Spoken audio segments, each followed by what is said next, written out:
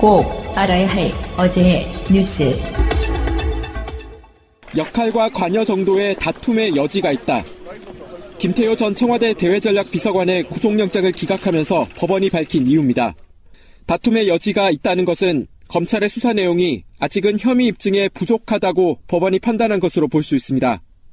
이 때문에 김 전 비서관을 징검다리로 이명박 전 대통령으로 향하려던 검찰 수사에도 차질이 불가피해졌습니다.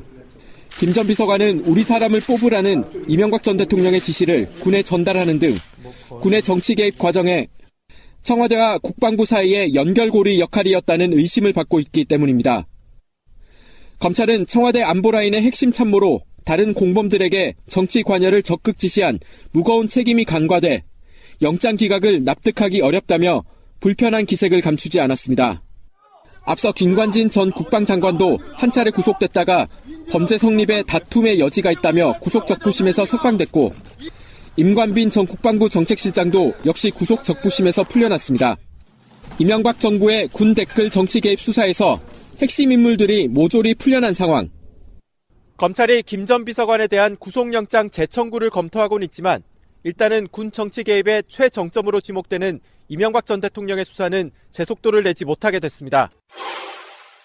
고 김대중 전 대통령의 비자금 제보 파문 이후 처음으로 당 공식 회의에 참석한 국민의당 박주원 최고위원. 작심한 듯 준비된 발언을 쏟아냈습니다. 2003년이죠.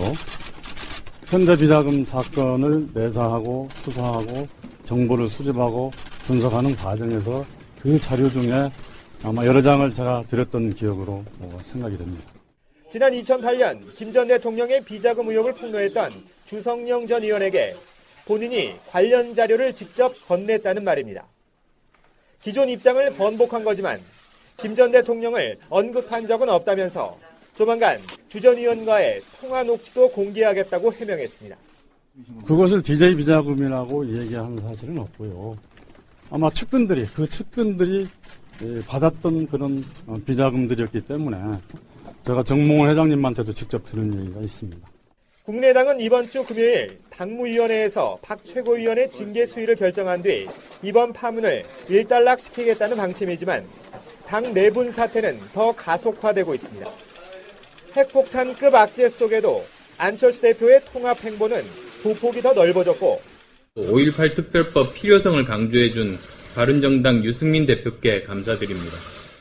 반대편에 서 있는 평화개혁연대 역시 이른바 합의 이혼을 고민할 때라며 호남에서 본격적인 세불리기에 나섰습니다.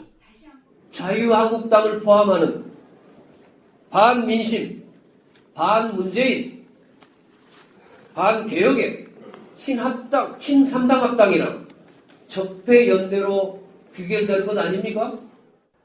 여기에다 통합 찬성파들이 전당원 투표를 통해 바른정당과의 통합 여부와 안철수 대표의 재신임 문제까지 결론 짓자고 공개 제안하면서 국민의당 내분 사태가 현실화되는 것 아니냐는 관측까지 나오고 있습니다. 서울 동대문구의 시장골목. 한 할아버지가 비틀거리며 벽을 잡고 서더니 이내 뒤로 넘어집니다. 일어나 다시 걷길 잠시.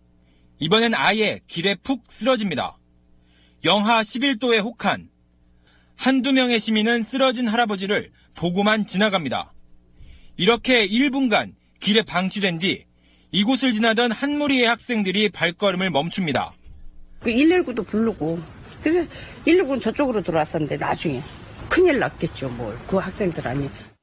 한 학생이 재빨리 할아버지를 자신의 무릎에 기대게 하고 또 다른 학생은 자신의 패딩 점퍼를 벗어 할아버지를 덮어줍니다.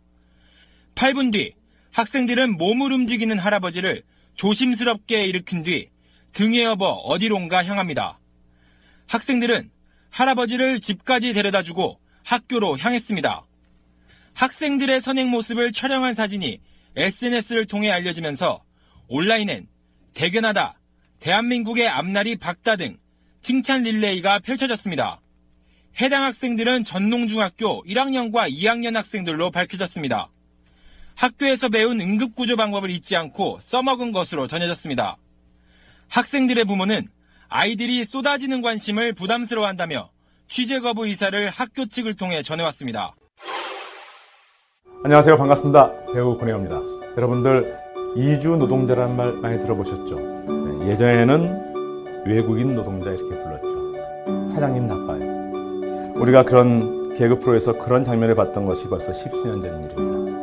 그리고 이제 그들을 우리 사회의 구성을 받아들인다는 의미에서 우리는 이주 노동자라고 부르고 있습니다. 그럼에도 불구하고 제도적으로, 정서적으로 그들을 우리 사회 구성원을 어떻게 받아들일까에 대해서는 많은 고민을 필요로 하고 있습니다.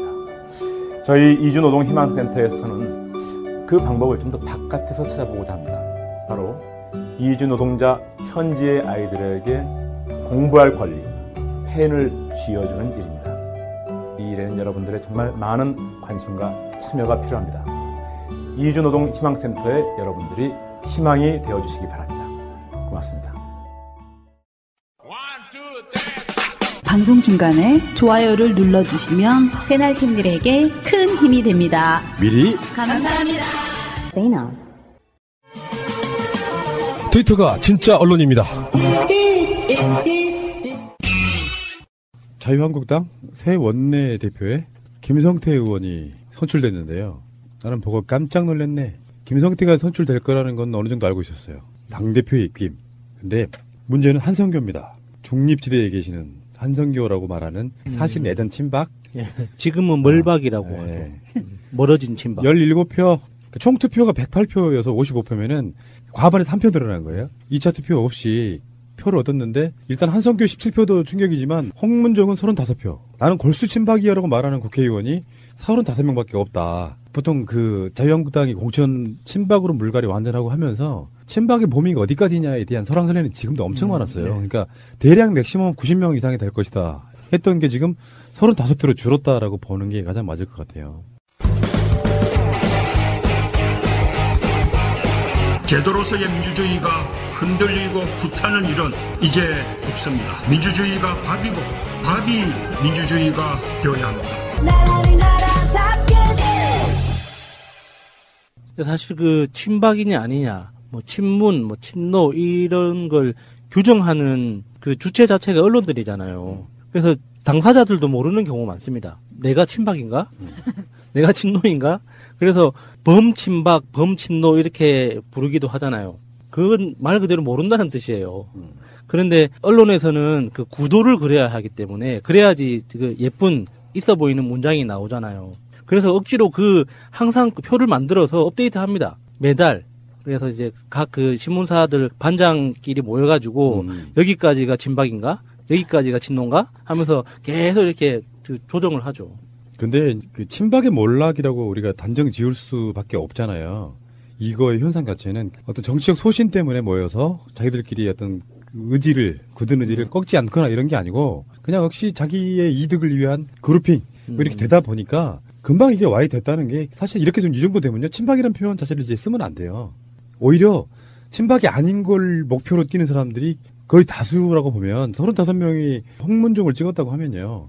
이거는 친박 자체가 완벽하게 와해된 사건이라고 저는 보거든요. 그렇죠. 이제부터는 조금 더 혼란스러운 그 자유당의 모습을 볼 수 있을 거라고 생각합니다.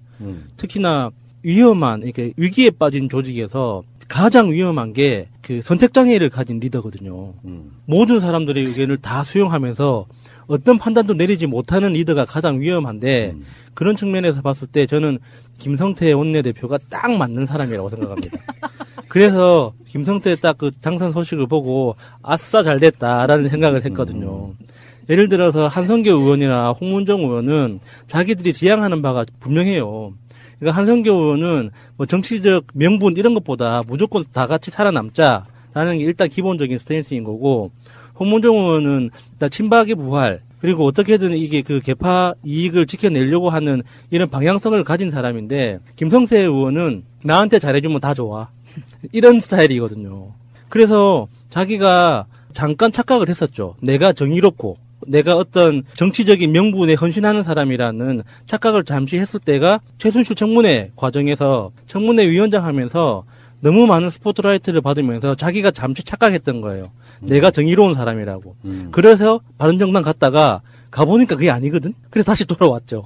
돌아와서 하다 보니까 배신자라는 이름을 지우기 위해서 열심히 하다 보니까 여기까지 와버린 건데, 김성태는 기본적으로 정치적으로 추구하는 바가 없는 사람이에요. 그냥 나만 잘 되면 되는 거기 때문에 지금 자유한국당의 가장 적합한 리더가 그 자리에 간 것 같아요. 축하드립니다. 자, 다음의 발언은 누가 한 것일까요? 홍 지사가 법적인 책임은 피할 수 있을지 몰라도 국민들의 신뢰와 약속을 저버린 대가는 피할 수 없을 것입니다. 국민들은 매우 큰 실망과 분노를 느끼고 있습니다. 국회의원이 사적으로 단돈 10원이라도 이렇게 이용해서는 안 됩니다. 홍 지사는 국민들의 피와 땀이 어린 소중한 세금을 업무가 아닌 다른 용도로 썼다는 것에 대해 국민들이 매우 큰 실망과 분노를 느끼고 있다는 걸 알아야 합니다. 정치인으로서 도덕성에 지울 수 없는 상처가 될 수밖에 없습니다. 김성태 의원이 홍준표 경남지사에게 했던 말입니다. 정치라는 게 참 그런 것 같아요. 막 비판을 하고도 또 친홍이 돼가지고 언제 그랬냐는 식 완장 딱 차고 나면 그리고 이 사람들 일성은 왜 이러는 거야? 당선되고 나서 일성이 문재인 정권과 싸우겠다잖아. 야당은 다 그렇게 해야 된다고 이제 잘못 배운 거죠. 그러니까 진짜 중요한 건 문재인 정권이 잘 되는 게 아니고 대한민국이란 나라가 잘 돼야 되잖아요. 그렇죠. 국민들한테 어떤 정치가 해줄 수 있는 일이 뭔가가 중요한 거지. 내가 이 정권과 싸우면은 그건 야당이고, 야당을 탄압하면 여당이고, 막 그런 거 아니잖아요. 근데, 아까 제가 말씀드린 것처럼 김성태는 그렇다 쳐. 누가 표현이 이렇게 하더라고. 홍준표와 김성태 조합을 이렇게 말했어. 독고다이 대 독고다이. 그러니까 자기 계보 없고 그냥 돈키호테 식으로 이렇게 좌충우돌하는 스타일인데, 이 조합도요, 제가 봤을 때는 두 사람 성향상 보면, 언젠가 감정 금방 나빠져서 서로 그냥 욕하고 막 그럴 거예요. 표정들이 되게 웃기더라. 정우택이 이제 원내대표를 내놨잖아요. 근데 자기 쪽 사람이 아니잖아요. 김성태가 되는 것도. 그러니까 사진을 딱 찍는데 정우택 전 원내대표는 표정이 그냥 무표정이야. 홍준표는 헤벨레 하고 웃고 있고. 쿠션 제품 전문회사 쇼앤이지에서 이번에는 특허받은 기술로 야자 활성탄 숯을 이불 속 솜에 넣었습니다. 냄새 제거, 습기 제거, 공기 정화 등의 탁월한 효과가 있습니다. 모달은 현재 전체 원단들 중 최고급 원단입니다. 사틴은 면 100% 원단 중 60수 이상으로 이루어진 최고급 원단입니다. 마이크로화이바는 먼지 없는 원단으로 알려진 최고급 합성 원단입니다. 쇼앤이지는 정직하고 노력하는 기업입니다. 쇼앤이지를 검색하세요. 쇼앤이지.com 전화하세요. 사소한 상담도 환영합니다. 02-2038-2190 6살 하늘이 밥을 잘 안 먹어요. 엄마, 그만 먹을래요. 엄마의 걱정은 점점 더해가는데요. 그런데 이때 택배입니다. 연지연 곰탕이 배달됐어요. 직접 도끼로 팬 장작불 위에 한우 사골과 도가니를 가마솥에 한가득 넣고 24시간 끓인 진구. 아, 맛있다. 연지연 곰탕. 조미료 같은 첨가물이 전혀 들어가지 않아 엄마의 기쁨은 더하답니다. 연지연 곰탕은 강화군에서 김포시 방향으로 강화대교 건너자마자 있습니다. 한 그릇에 8,000원입니다. 7팩 이상 무료 배송합니다. 주문 전화는 010-7252-1114. 여보, 우리도 차 한 대 사자. 휴가철에 놀러 한번 제대로 못 갔어. 우리가 돈이 어딨냐? 그리고 딜러들 믿기도 힘들고 말이야. 이번에 새날에서 광고하는 중고차 이야기 한번 가보자. 중고차 이야기? 허위 매물 없는 200% 품질 보증제를 실시하는 곳이래요. 중고차 이야기를 검색하세요. 1666-8546 나는 중고차 이야기에 차 팔러 가야지. 친박 이야기를 잠깐만 좀 더 해봐요. 친박이라는 게 어떤 집단이냐. 다른 방송에서 우리가 이우현 의원 이야기했잖아요. 이우현 의원이 서청원의 오른팔이에요. 친박 대표적인 인물, 그리고 좌장이라고 표현하잖아. 좌장. 그러니까 친박의 대장이 격인 서청원의 오른팔 이우현이에요. 좌장의 좌장이네요. 네, 그렇죠. 그리고 첫 번째 최경환은 지금 사실상 자유한국당이 버렸다 할 정도로 24일, 3일까지 국회에서 그게 처리가 안 되면 24일 날부터는 검찰이 직접 체포할 수 있어요. 네, 바로 체포할 수 있죠. 처음에 나왔던 이야기는 홍준표나 김성태나 자당, 같은 당에 대한 구속영장 처리이기 때문에 우리는 국회 표결에 참석 안 하는 걸로 하겠다라고 했는데 전반적으로 아예 표결 없이 잡아갈 가능성이 높아요. 최경환은 그렇게 됐어. 서청원도 지금 홍준표한테 찌그러뜨림 당하면서 지금 조용하잖아요. 뭘 까네 마네 얘기하지만 조용하잖아요. 다음에 윤상현 놀랍더라고요. 윤상현 너무 오랜만에 들어가지고 순간적으로 누구였더라. 윤상현이 누나. 네. 윤상현이 친 홍준표로 갈아탔답니다. 형아. 그리고 김태흠, 이장우 이런 사람들도 마찬가지고, 그러니까 박근혜가 출당되고 나서는 정치권 내에서 목소리를 내기보다는 지역구 내려가서 이제 지방선거 공천 어떻게 할 것인가 뭐 또 이런 식의 그걸 하고 있겠죠. 다음에 이 중에서도 약간 생각 없는 애들, 김진태, 조원진 이런 애들은 언론의 표현에 의하면 좀비화됐다. 그러니까 말도 안 되는 억지를 막 부리지만 사람들이 봤을 때는 약간 좀 모자란 애들로 보는 그런 느낌. 그냥 SNS 소비용이죠. 새가 날아든다는 여러분들의 하트를 먹고 삽니다. 잊지 않으셨죠? 에피소드 제목을 누르고 플레이가 되면 오른쪽 위에 하트를 꾹 눌러주세요. 오늘도 감사합니다. 더 많은 분들이 들을 수 있도록 하트 꼭 눌러주세요. 자, 진짜 중요한 이야기 하나 해야 돼요. 정우택 원내대표가 원내대표를 끝나면 국회 운영위원장 자리가 우리한테 온다라고만 말을 했는데 그게 아니었어. 뭐냐? 20대 국회가 개원할 때 2년 동안 1기가 구성이 되잖아요. 상반기. 그러니까 어떤 안까지 나오고 있냐면 우리는 운영위원장을 못 줘. 그렇게 뽑았으니까 정우택 전 원내대표가 운영위원장을 내년 6월 달까지 하는 게 어때? 못 내놓겠다고 버티고 있어요, 지금. 미친 거 아니에요, 이거 진짜? 아니, 너무 어이가 없어. 아니, 정말 저는 저는 그 언론사에서 실수한 줄 알았어요. 왜냐하면 원내대표한테 자격을 주는 거잖아요. 그렇잖아요. 원내대표 중에서 그 자격을 줘서 하는 건데 원내대표 끝났잖아. 아니, 이걸 김성태를 하자고 밀든지. 이게 정상인 것 같은데. 애매한 법 때문에 그런 건 맞아요. 그러니까 여당이 해왔던 건 관례고 그 당시에 20대 국회의원 총선거 때만 해도 거기가 여당이었으니까 맞는데 그 사이에 바뀌었어, 정권이. 그래서 당장 내놔. 못 줘. 나 임기가 있어. 그래서 지금까지 기다려준 거 아니에요. 그렇죠. 홍준표가 집에 갖다 준 돈. 그 원내대책비가 국회 운영위원장 하면서 받은 특수활동비예요. 맞아요. 지금까지 그거를 정우택 씨께서 잘 쓰고 계셨는데 지금 방법이 그때 뽑혔으니까 어차피 정우택도 현역 의원이고 그래서 뽑힌 운영위원장이니 정우택이 자유한국당 원내대표가 아니라도 운영위원장 자리를 그대로 맡고 더불어민주당, 국민의당, 자유한국당의 원내대표들이 그 밑에서 내년 6월까지는 가야 되지 않겠어? 이거예요. 그건 누구 동네 학생회 가서 하고 그런 거는 아니, 국회잖아요. 국회. 난 이런 걸 보면서 정말 대한민국 국회의 수준을 알 수가 있을 것 같아요. 국회 수준이라고 하지 마요. 자유당의 수준이에요. 아니, 이거는 자유당뿐이 아니에요.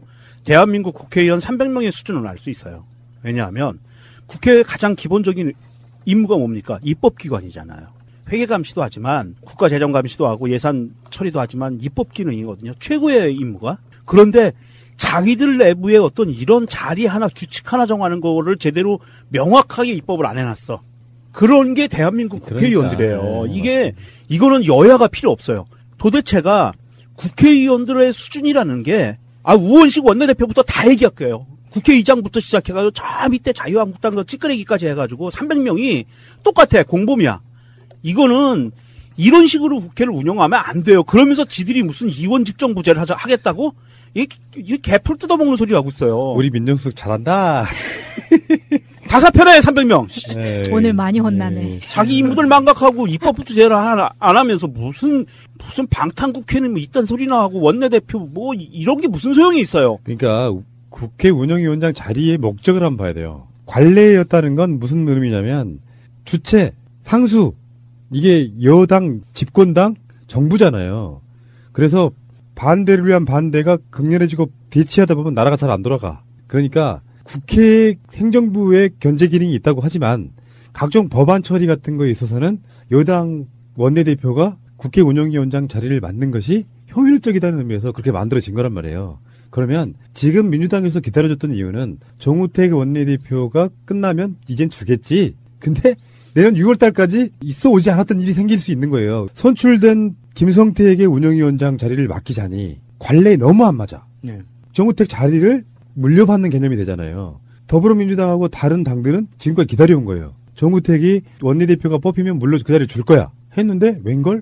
이 자리 우리 자리야라고 당의 개념으로 이제 우리 정우택님은 원내대표가 끝났지만 운영위원장 자리는 계속 계세요. 이렇게 된 거예요. 확 그 자리에서 뽑아버려야 돼요. 아니 이게 제가 조금 아까는 화가 나서 열변을 토했지만 냉정하게 얘기를 할게요. 자, 국회의원님들 제발 좀 정신 차리시고 본인들 반상회하는 절차나 좀 명확하게 좀 규정해 놓으세요. 어쨌든 그런 상황이고 김성태는 바른정당도 갔대요. 이게 웃긴 게 바른정당도 받지를 말아야 돼. 바른정당의 당대표 돼가지고 인사가면 안 받아주잖아요. 안 받아줬죠. 그 유승민도 그랬고 강남에 계시는 그분 벌써 까먹었네. 정말 정치라는 게 무서워. 망각의 동물이야 이게. 이혜훈. 이혜훈도 안 받아줬잖아 홍준표가. 그리고 또 유승민도 안 받아줬잖아. 네. 근데 김성태가 바른정당에 갔더니 받아줘. 그 가서 한 말이 너무 웃겨요. 김세연 내가 가장 좋아하는 동생. 이거 정확하게 보셔야 돼요. 김세연은 내가 가장 좋아하는 동생이 아니라 김세연은 내가 아는 동생 중에 가장 돈 많은 사람. 이런 뜻이에요. 이런 뜻이에요. 돈 많죠? 예. 국회의원들 중에 뭐 손가락에 들죠, 김세연이. 대한민국의 손꼽히는 알부자입니다. 동일 고무벨트라는 정말 알짜배기 회사를 거기 운영하는 소유주예요? 예. 그게 자기 아버지 덕인데 지금 나이가 45밖에 안 먹었어요. 그러니까 대표적인 금수저라고 보시면 되죠. 새의 근성을 버리지 못하고 있는 거야 아직도. 바른정당 국회의원들이 아직도 새의 근성을 버리지 못하는 게, 와, 우리 같은 새 중에서 한 번 더 새 짓을 한 사람이 최고새가 제1야당으로 가더니 원내대표가 됐네? 어머나 반가워라. 그리고 맞은 거예요. 우리도 가면 저렇게 대우받을 수 있을까? 이 정도 수준밖에 안 되는 사람들이에요. 그러니까요. 그 바른정당에 굉장히 유력한 인물 중에 한 사람이 사고를 한번 쳤어요. 남경필이요. 남지사. 어제 페이스북에 사고 친 거요. 설명 좀 해주세요. 무슨 상황입니까? 12일 본인의 페이스북에 저는 내일 경기도를 포기하겠습니다. 라는 문구를 올렸었죠. 아니, 우리가 이거 상식적으로 도지사인데, 도지사가 경기도를 행정을 책임지고 있는 사람이잖아요. 이 사람이 저는 내일 경기도를 포기하겠습니다라면 무슨 의미예요? 도지사를 포기하든지 내려놓겠습니다라고 내일 발표하겠습니다라든지 아니면 이제 경기도 헤쳐모여 딴 데로 가 이거든지 뭐 다른 의미가 없잖아요. 저는 해킹당한 줄 알았어요. 아이 설마. 네, 자주 이야기는 안 했지만요. 지금 현재 여러 가지 안들 중에 경기도를 분할하자. 강부 강남 개념으로 해가지고 그것도 맞아요. 왜냐면 너무 넓어. 너무 비대해요. 저기 평택에서부터 시작해가지고 저쪽에 뭐 연천 뭐 이런 데까지 올라가면 너무 차이가 많이 나더라고요. 그러니까 어쨌든 간에 그런 의미인지 뭔지 근데 뭐예요 이거? 어떻게 받아들여야 돼 이거? 이게 그러니까 티저 광고 같은 거였던 거예요. 그 수도권 규제 철폐를 통해 수도권을 초강력 대도시로 육성하겠다는 의지를 홍보하기 위해서 이런 식으로 먼저 주의를 끌기 위해서 썼는데 댓글과 이 기사에 달린 댓글에 엄청난 역풍을 맞게 되는 거죠. 어떤 컨셉이 있기 때문이겠지만 장난도 이런 식으로 하면은 욕 처먹기 딱 십상이죠. 미리 예고를 한다든가 페이스북에 이러이러한 이유로 뭘 하겠다라든가 그런 양해를 구해야 되는데 뜬금없이 폭탄바람 비슷하게 해가지고 주목은 끄는데 이게 이 대표적인 노이즈 마케팅인 거잖아요. 이게 이 티저 광고를 기획한 그 실무진들 정말 다 징계받아야 되는 거예요. 무식한 새끼들이에요. 티저 광고라는 건 맥락이 있는 거예요. 그렇죠. 맥락이 있어요. 그래서 여러 가지 미리 그 제밥을 물이 뿌려놓고 그 제밥 위에다가 어떤 그 궁금증이나 의문을 불러일으키는 한마디 그 카피를 딱 던져놓는 거지. 앞뒤 맥락도 없이 갑자기 어느 날 덩그러니 그 문장만 딱 오면은 사람들이 그게 무슨 뜻인지 모르잖아요. 그러니까 다 술을 먹었느냐느니 뭐 아직도 포기하지 않았느냐느니 이런 말들이 달리는 거죠. 근데 반대로 한번 생각해 볼까요? 나는 그냥 음모론 제기하고 싶어. 진짜 술 먹고 너무 스트레스 받는 거야. 지금 지지율도 안 나오고. 아들내미 문제부터 막 그렇지. 되는 것도 없이 막. 그래가지고 이거를 그냥 술 먹고 몇 글자 쓴 거야. 그 부랴부랴 지금 도청 직원들이 수습하는 게 아닐까. 아니 맥락이 없잖아. 광역 서울도 형성하고 수도권 규제 혁신 토론회 이거하고 경기도를 포기하겠습니다란 말하고 맥락이 맞아? 맥락이 전혀 다르죠. 그러니까 경기도를 포기하겠습니다가 아니라 만약에 티저 광고였다면 경기도가 서울이 됩니다. 뭐 이런 식으로 한다든지 서울을 품는 경기도 뭐 이런 식으로 한다든지 아니면 경기도에 새로운 이름이 나옵니다. 경기도가 뭐 대한민국의 중심이 됩니다. 뭐 이런 식으로 어떤 비슷한 맥락이 있어야 되는데 경기도라는 것을 수도권을 거대 도시화 하는데 그런 규제 철폐로 인해서 그것을 만드는데 그거에 대한 티저 광고로는 180도 다른 거죠. 팟캐스트로 비유를 한번 해볼게요. 나는 팟캐스트에 주목 끌기 위해서 제목 세게 다는 것도 상당히 좀 부담스럽거든요. 그래서 가급적이면 얼토당토하는 제목을 안 달려고 엄청 노력해요. 첫 번째. 근데 어느 날 내가 팟캐스트지만 저는 오늘로 새날을 포기하겠습니다. 이런 식으로 이야기를 제목이나 이런 게 달았다고 생각해봐요. 뭐 일회성으로 팟캐스트니까 거기에 대해서 뭐 많은 악플이 달릴 거라고 생각하진 않아요. 근데 그걸로 생기는 파생되는 효과가 뭐가 있냐면 참 가볍네. 말 참 함부로 하네. 그게 아무리 장관이라고 할지라도. 그래서 어떤 일정한 수준을 유지하려고 엄청 노력해요. 다운로드 많이 나오게 하려고 제목 세게 달거나 막 이런 식의 어떤 말장난. 나는 요즘에 팟캐스트들 제목 굉장히 마음에 안 들거든요. 제목들이 너무 세요. 그러다 보면 혹해가지고 듣다가 에이 아니네 이래 결국에는 어떻게 되냐면은 양치기 소년처럼 됩니다.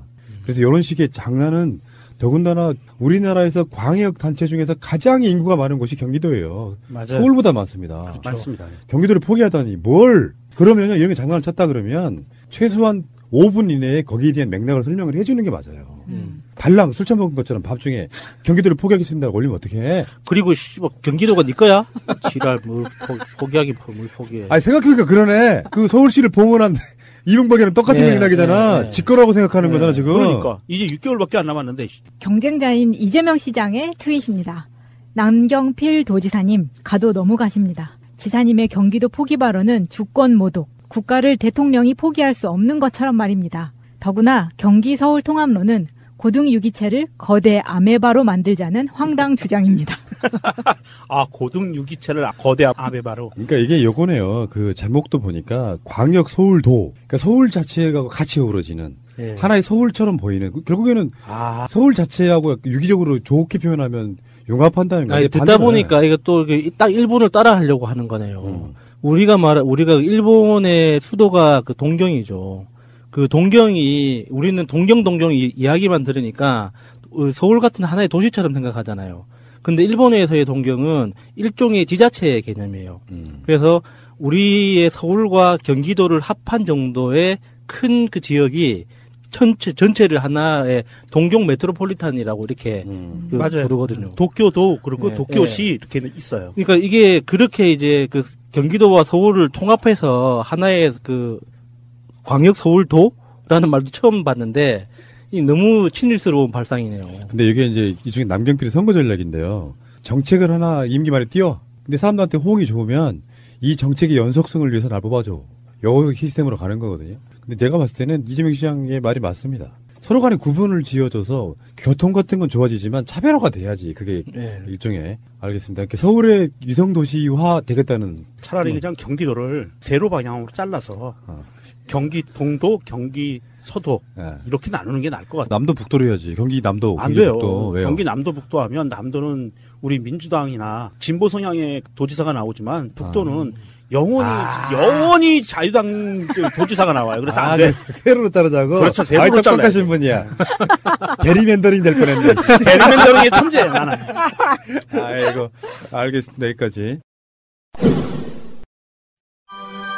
이야, 파파메이드 이거 참 좋네. 냉장고와 차 안에서 정말 냄새가 안 나네? 이거 어떻게 이럴 수가 있지? 원리는 간단해요. 냄새를 냄새로 덮는 게 아니라 냄새를 미네랄 성분으로 아예 없애는 기술이에요. 파파메이드를 한 다음에 향기 좋은 방향제를 넣으면 상쾌해져요. 향수를 뿌리기 전에 세수부터 하는 원리죠. 오, 이거 대박인데? 이 사장님 돈 좀 벌어야겠다. 네이버가 주관하는 창업성장 프로그램에서 획기적인 기술력으로 상도 받았고 특허도 냈습니다. 모두 여러분 덕분입니다. 고맙습니다. papaMade.kr 또는 파파메이드를 검색하세요. 여보, 무슨 술을 이렇게 많이 먹었어요? 콩나물국 끓이는 것도 이제 지쳤어요. 내가 지금 성과평가에 진급에 야근에 술 안 먹게 생겼어? 나가! 그래서 비아바이오텍이 개발했습니다. 이제부터는 이너피스 릴렉스 프로젝트를 하십시오. 간에 피로물질이 생기는 이유와 그런 물질을 어떻게 하면 잘 배출할 수 있을까 연구하던 끝에 간 재생활동 시간이 숙면 시 최대 효과를 나타낸다는 것을 알아냈습니다. 잠이 보약입니다. 숙취 해소와 숙면 그리고 릴렉스 일석삼조 이너피스 잠을 잔다는 뜻의 ZZZ 릴렉스.com. 와, 좋은데? 자네 당이라며? 당하면 생각나는 식품 있지 않아? 여주?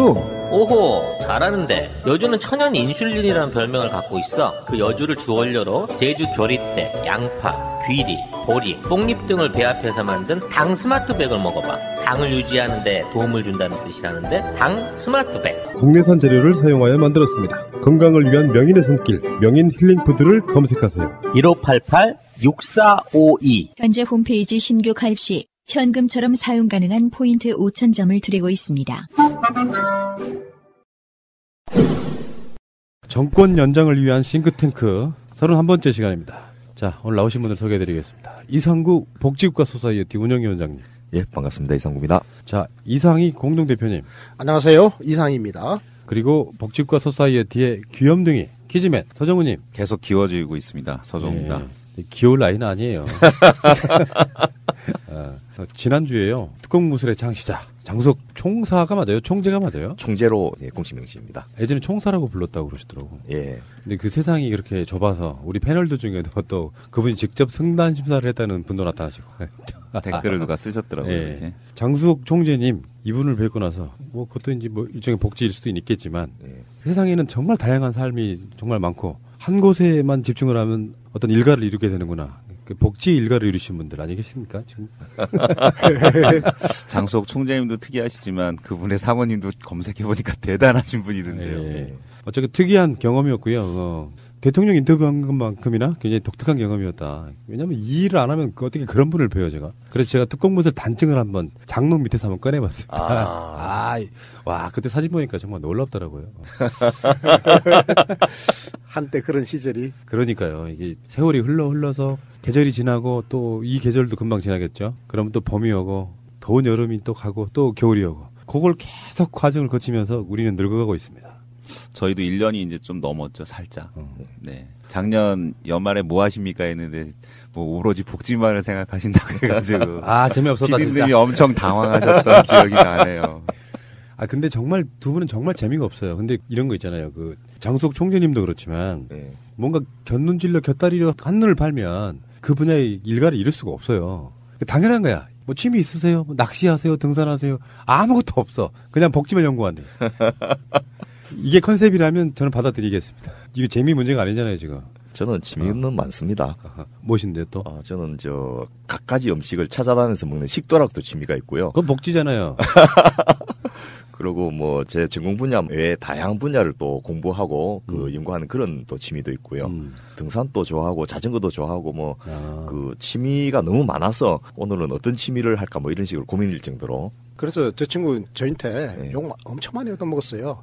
아마 옛날에 제가 사또 시절 같았으면 저한테 곤장을 엄청 많이 맞았을 겁니다. 진짜 욕을 많이 얻어먹었어요. 왜냐니까 저는 난삽하다 이렇게 이야기하는데 별의별로 먹고 다 하는 거예요. 뭐 특공 무술한다고 돌아다녔다가 그다음에 또 뭐 미술도 한다고 미술에 조예겹다고 또 미술관 또 탐방하러 다녔다가 뭐 자주간 전국에 또 순례하러 돌아다니고 별짓을 하고 돌아다니잖아요. 저 같은 경우는 사실은 제가 잡기를 한 20살 중반쯤부터는 당구도 안 치고 모든 잡기 근처에는 가지를 않았거든요. 특히 바둑을 친구들이 저를 배우더라고요. 제가 바둑도 안 배우고 일부러. 왜냐니까 시간 까먹는 거는 일체 저는 안 했거든요. 저는 이제 그렇게 살았는데 제 모습하고 너무 다르니까 제가 구박을 많이 했죠. 복지 마귀. 복지 마귀에 있어서의 사실은 그런 거 아니에요. 돈 버는 것만 하지 말고 생활을 풍요롭게 즐기자는 차원에서 그것도 복지잖아요. 그럼요. 근데 이제 목표를 정해놓고 운동을 하잖아요. 딱 이 사회 운동을 해서 내가 이런 세상을 만들어야지 그 딱 목표를 정했잖아.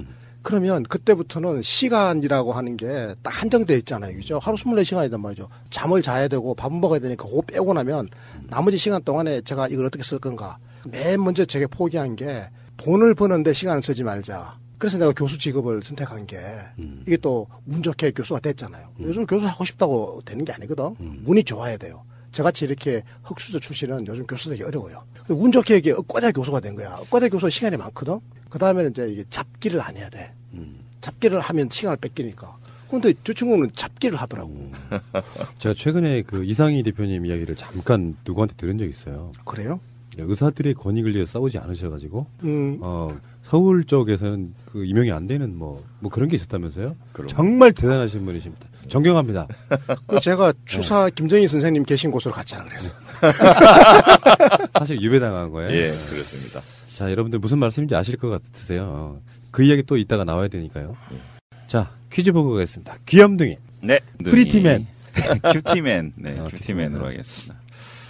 며칠 전에 좀 특이한 전화가 왔습니다. 어떤 거면 저희가 지방자치 아카데미를 이 새날을 통해서 홍보를 했는데 전화로 직접 신청을 하셨어요. 근데 전화로 신청했는데 왜 그러냐고 했더니 이 시각장애인이세요. 시각장애인께서 신청을 하셨고 본인의 이력을 좀 설명을 하시더라고요. 그래서 태어날 때부터 이제 시각장애인이 아니고 어떻게 지내다가 사고로 실명을 하게 됐다고 그러더라고요. 그런데 이제 자기도 정치를 한번 해보고 싶다 그래가지고 이 아카데미를 듣고 싶다 그래서 신청하시겠다라고 하셔가지고 저희가 이제 이상구 위원장님께서 이제 면담을 하고 아마 교육을 받으실 수 있을 것 같습니다. 다양한 방면에서 여러분들이 좀 신청을 해주시면 저희 이 아카데미가 굉장히 풍요로워지고 의미가 좀 있을 것 같아요.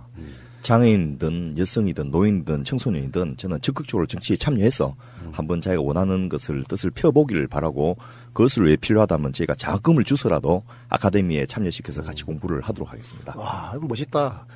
근래 들은 말 중에 제일 멋있어요. 그러니까 기존의 사회적 약자들이 정치 주체로 전면에 나서도록 우리 복지가 소사이티가 지원하겠다라고 하는 말이잖아요. 그렇습니다. 아, 멋있어. 스웨덴 같은 경우는 국회의원들이 법대 출신들이 대부분이 아니라 다 각 직능별 아니면 어느 사회 각 분야에 있는 사람들이 다 줄줄이 이제 국회의원이 되더라고요. 그러면 참 좋을 텐데 저희 나라도. 지난주 퀴즈 말씀드리겠습니다. 지난주 퀴즈 합기도의 한 분파와 국손도의 호흡법이 합쳐져 탄생한 무술. 그래서 정답은 1번 특공무술입니다. 이거 틀리신 분은 없죠? 자, 이번 주 문제 말씀드릴게요. 건강보험 하나로 국민운동본부에서 같이 활동하는 전문가 중 한 분인 김종명 선생이 기존의 보험사들의 환급률을 분석하여 발표한 자료를 보면 정말 충격적입니다. 여기서 이제 환급률이라는 건 실손보험만 생각하시면 되겠습니다.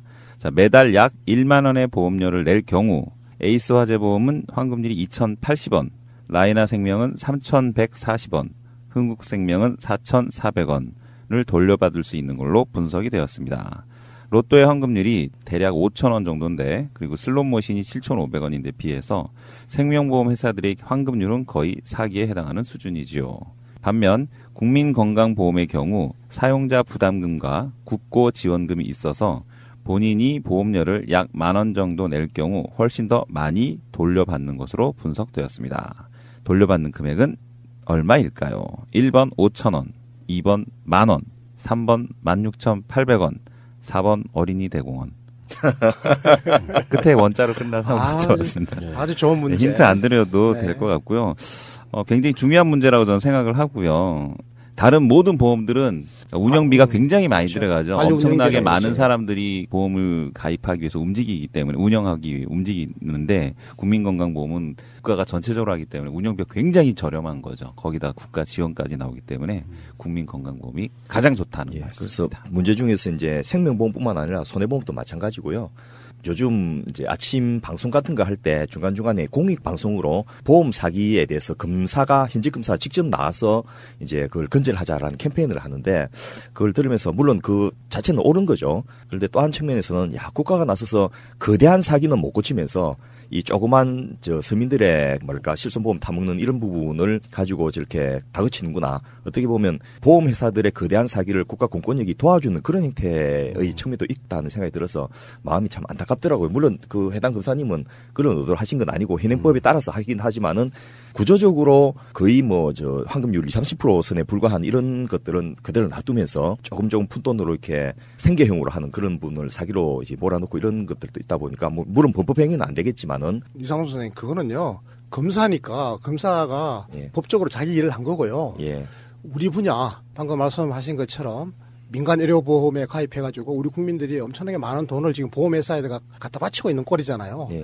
이 국민건강보험 하나로 해결하면 국민들의 삶살이가 아주 좋아지고 돈을 버는 일인데 이 문제는 누가 해결할 수 있느냐? 이 문제는 정치인들이 해결하는 거죠. 그 이야기는 또 이따가 다시 나올 것 같습니다. 자, 잠시 후에 다시 오겠습니다.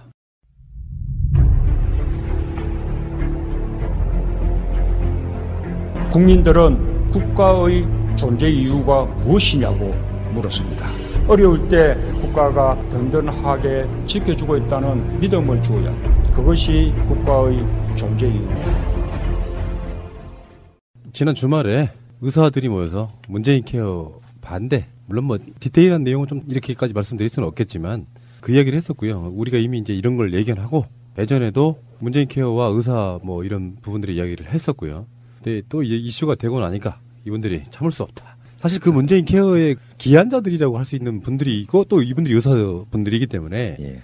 대체 그분들이 하는 말이 맞는지 틀리는지. 근데 저희들도 이제 의사분들 그러니까 두 분 없이 방송을 한번 해봤어요. 예, 제가 들었습니다. 근데 부족할 수밖에 없죠. 큰 맥락은 잡고 있다 이렇게 예, 말씀드리고. 그렇습니다. 예. 근데 지금 두 분도 의사시고요. 예. 의사분들이 그분들 주최 측 추산 3만 명 그리고 어떤 보도는 7천 어떤 보도는 10,000 이렇게 나오는데 제가 마지막에 그런 질문을 하고 그 방송 끝냈던 것 같은데 그분들이 다 진짜 의사였을까요? 아닙니다. 그 의사들의 참석률이 굉장히 저조했습니다. 그래서 이제 병원의 뭐 직원들 그리고 가족들까지 다 오셨고 주로 또 연세 많은 분들이 또 이제 많이 오셨고 그래서 대체적으로 보면 이제 흥행은 이제 성공하지 못했죠. 과거에 의약분업 반대 집회라든지 뭐 한 10년 전에 이럴 때 집회 때는 정말로 사람들 많이 왔거든요. 여의도 광장을 꽉 채워가지고 진짜로 그때는 뭐 10만이 진짜 모였어요. 10만이. 제가 세어 봤는데 10만이더라고. 이번에는 이제 경찰 추산 10,000명이잖아요. 그래서 문재인 대통령의 지지도가 워낙 높으니까 문재인 케어의 또 정당성이 워낙 높으니까 아마 의료계에서도 동원하기가 쉽지가 않았던 것 같아요. 그러니까 언론들의 반응도 그 사람들의 목소리를 전한다기보다는 뒷부분에 리포팅을 할 때 대부분의 국민들은 좋게 보고 있지 않다 이런 식으로 이야기가 끝나더라고요. 대부분의 보도들을 다 봤는데 제가 봤을 때는 우리 운영위원장님은 현장에 가셨을 것 같아요. 예. 취재차 가셨을 것 같아요. 뭐 일단 저 지방에서 친구들 올라온다니까 오랜만에 얼굴도 한번 볼 겸 그런 친구하고 어울리지 마십시오. 그 미우나 고우나 또 적어도 저 6년 내지 10몇 년을 같이 지내다 보니까 거의 형제같이 되거든요. 그 이게 펄렁거리는데 보니까 동래구 의사회 있더라고. 예. 혹시 동래구 아닌가 모르겠어요. 부산시 동래구 의사회. 예. 부산시 쪽이 아마 저 제일 먼저 올라왔고 제일 앞자리에 서 있는 걸 제가 봤는데요. 친구들도 같이 만나고 또 도대체 어떤 내용으로 이야기를 하는지 그동안 발표됐던 성명이나 뭐 관련 서류에서는 제가 내용이 좀 이제 이해도 안 되고 좀 답답한 면도 있고 해서 한번 들어봐야 되겠다 싶은 생각도 들고요. 해서 갔더니 또 복지부에서 담당 주무국장님 또 나오셔가지고 제가 만나서 인사도 하고 국장님은 웬일이십니까 하면서 이제 방금 이상희 대표님 말씀하신 대로 의약분업대하고 또 비교를 하시더라고요.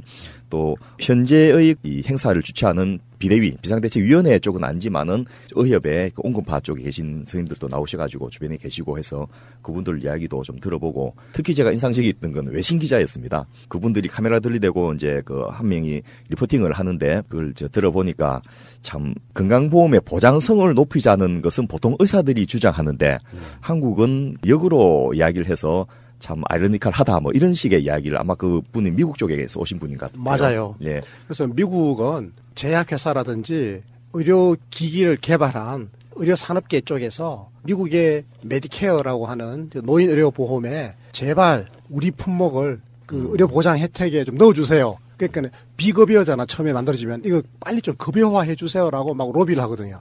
왜냐하면 급여화가 돼야 이게 많이 팔리니까. 근데 우리는 지금 정반대 현상이 벌어지니까 미국 사람들은 이해를 못했을 거예요. 특히 보통 임상의사들이 제일 많이 하는 일 중에 하나가 환자 진료에 시간을 쓰기보다는 민간보험 회사들하고 협상하는 데 시간을 많이 쓰거든요.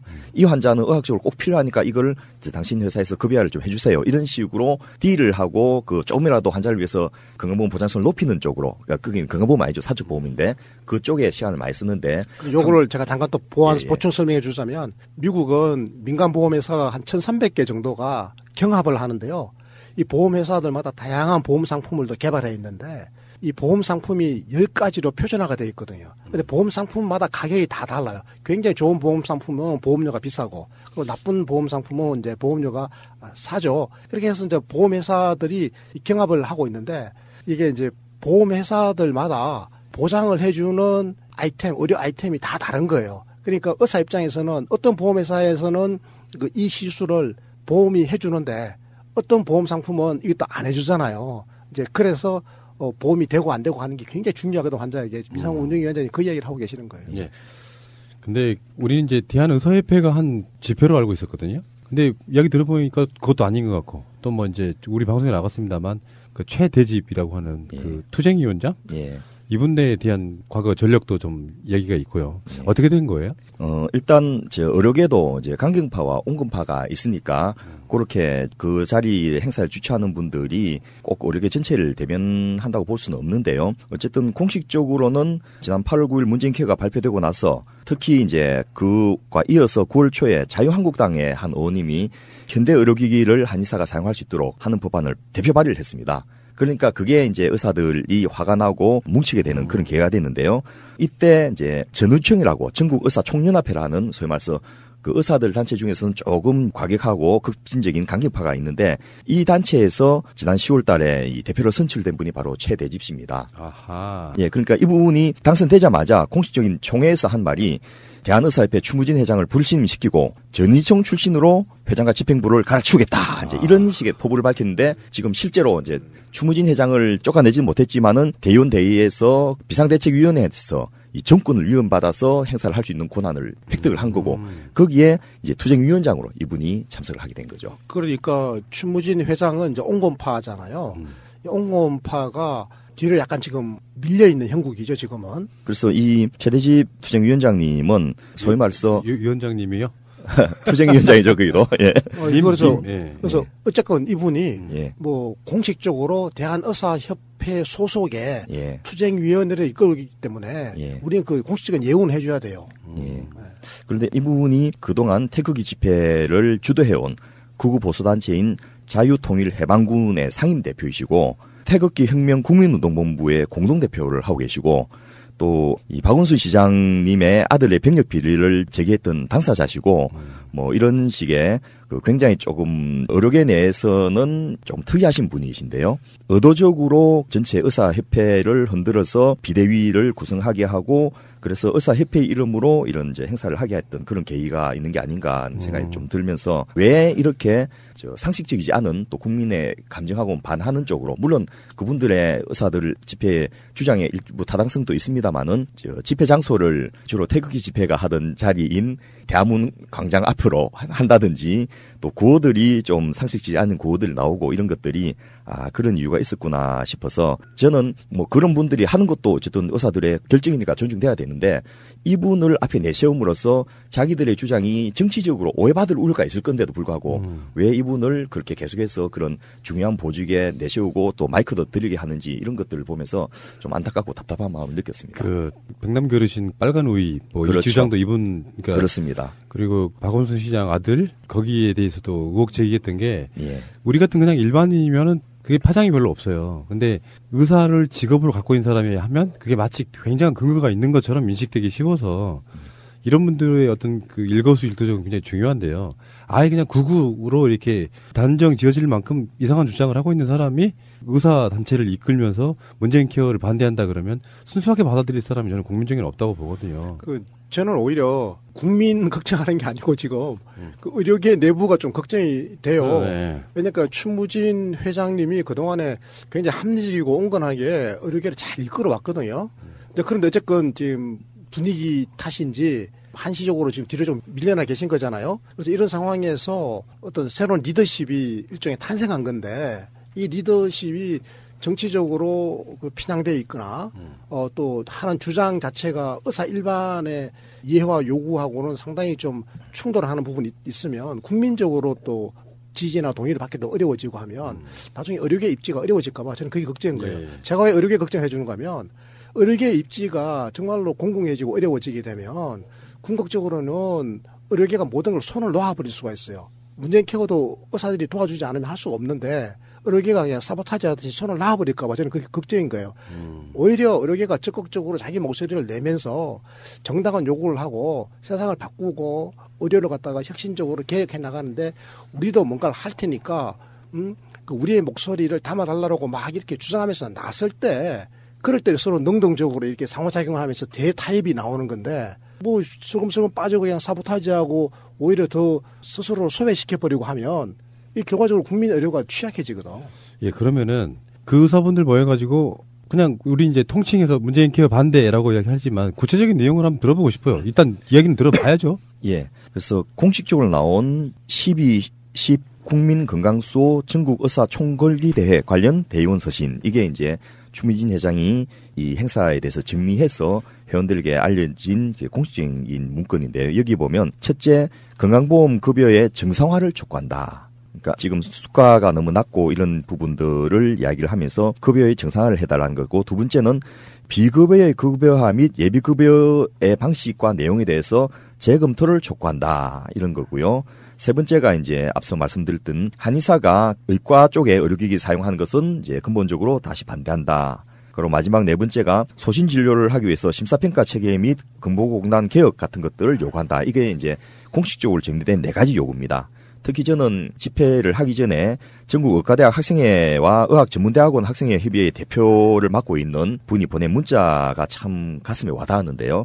양심적인 진료나 교과서적인 진료를 하기 위해서 나설 수밖에 없다. 이런 식의 저희들을 좀 이해해 주시고 선배님들도 동참해 주십시오. 이런 문자를 보냈는데 저는 참 답답했던 게 그 후배의 진정성은 인정을 하는데 문제는 양심적인 진료나 교과서적인 진료를 하려면 거꾸로 문재인 케어를 빨리 제대로 해 주십시오라고 요구하는 것이 옳은데 아마 어느 분들이 잘못 내용을 전달해가지고 전혀 반대로 이런 것을 오해하고 있지 않겠나 이런 생각이 들었습니다. 그러니까 이 교과서적인 진료, 양심적인 진료라고 하는 게 원칙대로 하면 제대로 보상받을 수 있고 의료기관도 지속적으로 발전할 수 있는 거 아니겠어요? 그러려면 지금의 비급여 진료라든지 비정상적인 어떤 과잉 진료라든지 이런 거를 안 해도 될 수 있도록 해달라는 거기 때문에 이건 문재인 케어의 취지하고 일치하는 거죠.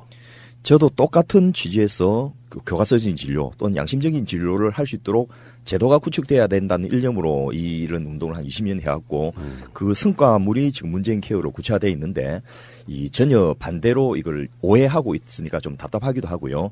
특히 이번에 유국종 교수가 중증외상센터와 관련된 부분을 이야기하면서 분명하셨지만은 열심히 진료할수록 연간 한 10억 정도 손해가 나는 이거는 분명히 수가 구조에 문제가 있는 거거든요. 또 다른 나라와 비교해도 우리나라는 세계적으로 좀 저수가인 것은 분명합니다. 그래서 그런 것을 정상화시켜주고 특히나 뭐 산부인과나 이 흉부외과 같은 데서 특정 과목이 도저히 산부인과는 분만을 안 하고 흉부외과는 수술을 안 하는 정도로까지 의료 행태가 왜곡되고 있는 거 이런 것들은 정상화시켜야 되는데 그걸 정상화시키기 위해서도 문재인 케어는 굉장히 좋은 기회가 되는 겁니다. 전체적으로 아마 한 10년 정도의 시간이 지나서 약속했던 80%의 이 급여 보장률이 확보가 되면 그 안에서 소외받는 과목이나 너무 저수가인 과목이 좀 정상화되고 또 제대로 수가가 반영 안 돼갖고 과소진료되는 부분도 이제 제대로 진료할 수 있는 이런 계기가 될 수 있는데 이런 기회를 좀 활용할 생각을 못 하시고 이 자체를 그냥 바로 눈앞에 있는 조그만 밥그릇이 뺏긴다 이런 정도로만 소극적으로 이해하고 있는 것이 좀 안타깝습니다. 그러니까 우리끼리 했던 방송에 나왔던 이야기도 그런 거였거든요. 예. 일단 방향성은 맞잖아요. 문재인 케어가. 예. 디테일한 부분에서는 불만이 있을 수 있지만 그리고 의사라는 어떤 사회적 소명이랄까요. 그런 것이 없는 상태에서 지금 이런 식으로 이제 국민적 공감대도 없이 우리 밥그릇만 찾겠다 이 느낌으로만 가버리는 것이 문제인 거잖아요. 예.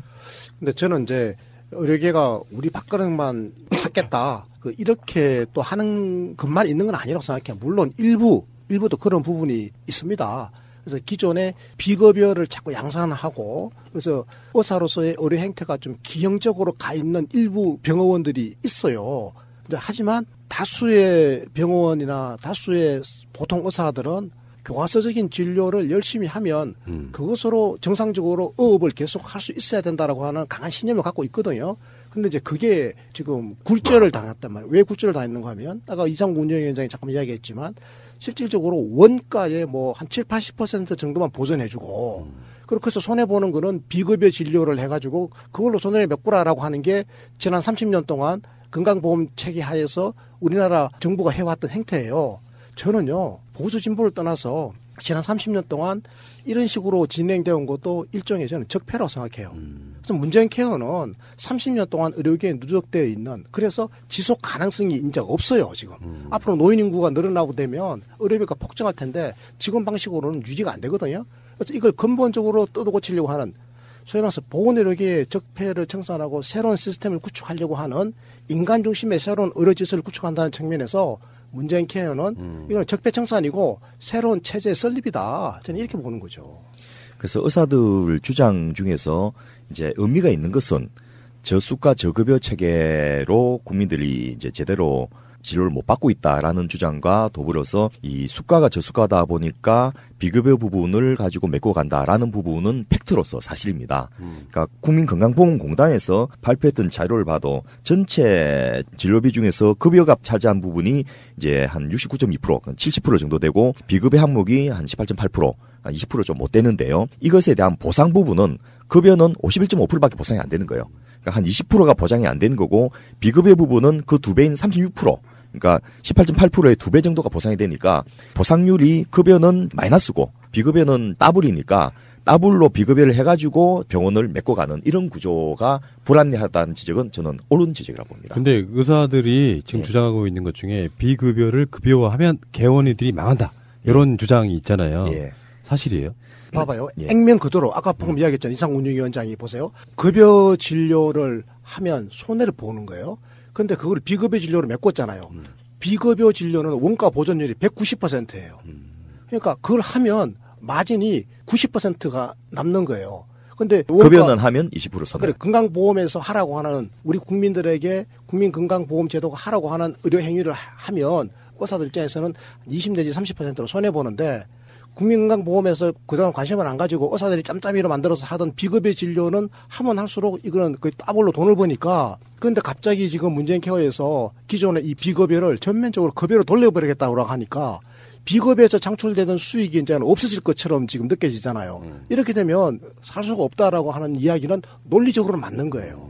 그런데 이 문재인 케어를 만들 때 저희가 분석을 해봤거든요. 그랬더니 예를 들면 일반 병원의 다빈도 상병 중에서 예를 들면 당뇨병, 고혈압, 감기 이런 것들이 1차 의원도 굉장히 다빈도 상병이고 상급 종합병원, 대학병원도 얘가 마찬가지로 다빈도 상병입니다. 그런데 의원에서 감기를 보면 본인 부담금하고 건강보험공단 급여비까지 합쳐서 11,400원이 지출되는데 이 빅포 병원에서 진료를 보면 그 4배인 44,000원이 지출되는 거예요. 빅포 병원이 뭔지 알아요? 우리나라에서 제일 큰 병원이죠. 서울대병원. 예. 그다음에 연세대병원, 삼성, 그다음에 아산 이걸 우리가 빅4라고 그래요. 그러니까 우리나라에서 제일 유명세가 있는 대형 병원 이 빅4라고 하는데 이 병원은 그만큼 단가가 비싸다 이 말이에요.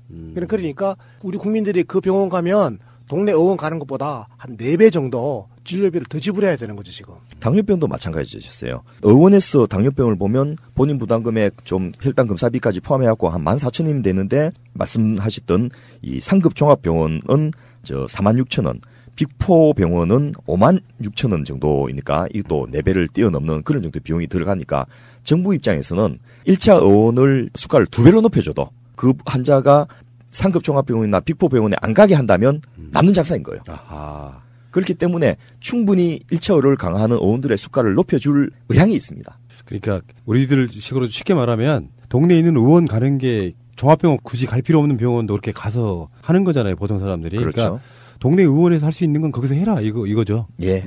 그렇습니다. 실제로 당뇨병이나 고혈압 같은 경우 그 합병증 없는 경우 있잖아요. 근데 이 경우도 사실은 뭐 당뇨병이나 고혈압 경력이 뭐 5년, 10년, 20년 된 대부분의 사람들은 합병증이 없거든요. 이런 경우는 동네 의원에서 안정적으로 관리받는 게 충분히 가능하고 이건 다른 나라들도 다 그렇게 하고 있거든요. 그런데 우리나라 환자들은 이상하게도 자꾸 대학병원에 가서 뭘 해보려고 하는 거예요. 그러다 보니까 돈도 많이 드는 거죠. 그래서 가급적이면 우리도 이제는 이게 글로벌 스탠다드로 가자. 그게 문재인 케어에 포함되어 있는 거예요. 근데 우리 이제 잘 모르는 어떤 일반인이니까 미디어의 문제도 있다고 보거든요. 그러니까 무슨 의학 관련돼 있는 인터뷰는 다 종합병원사들이야. 대부분 그렇잖아요. 그거 잘못됐어요. 네. 앞으로요, 공중파, MBC, KBS 공중파가 앞으로 이제 적폐를 청산하고 나면 그거부터 바꿔야 돼요. 그것도 저는 방송 적폐라고 생각해요. 그러니까요. 그거 적폐입니다. 애들 이런 거죠. 재벌 대기업 물건만 계속 좋다고 홍보하면 중소기업 다 죽어버리잖아.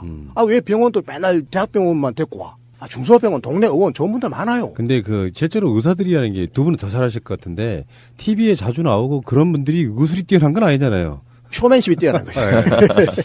더 중요한 문제가 사실은 의사들이 지금 간과하거나 있거나 알지만은 이제 공식적으로 제기를 못하고 있는 부분이 바로 의료 전달 체계의 문제이거든요. 의료 전달 체계? 예. 예를 들면 1차 의료에서 봐야 될 질환의 종류와 환자의 종류, 2차와 3차에서 봐야 될 질환의 종류와 환자의 종류가 다 다른데 우리나라는 의원에서 1등, 2등, 3등의 다빈도 상병이 감기, 본태성 고혈압, 로우백 페인, 허리 아픈 거.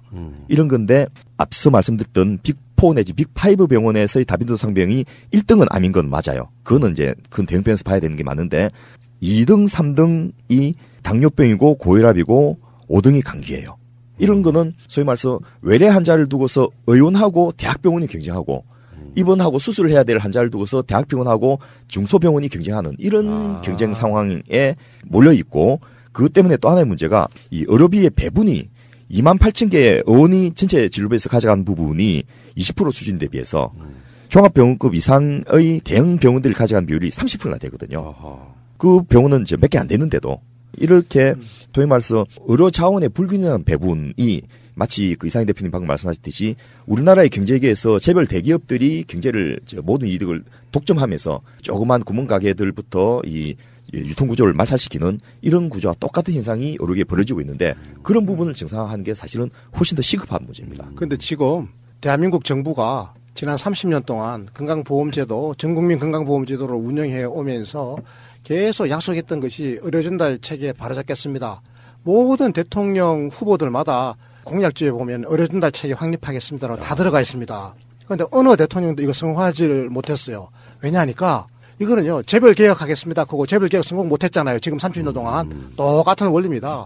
사실은요, 우리 사회가 소수의 지금 대학병원들, 대형 병원들의 영향력이 너무 압도적으로 작용하고 있으니까 여기에 보통 의사들의 또 소외감도 있어요. 근데 이번에 문재인 케어가 결과적으로는 비급여를 통제하는 건데 그동안에 그나마 그래도 비급여를 먹고 살았는데 이거 못하게 해놓고 오히려 의료전달 체계는 개혁을 안 한 상태로 가게 되면 환자가 대학병원으로 더 빨리 들어갈 텐데 그럼 우리는 다 죽는다 이런 위기감이 있는 게 사실이고 그 위기감이 사실은 투쟁위원회를 만들었는데 사실은 이게 문재인 정부에 대항해서 투쟁하고 싶은 의사들이 많지가 않거든요.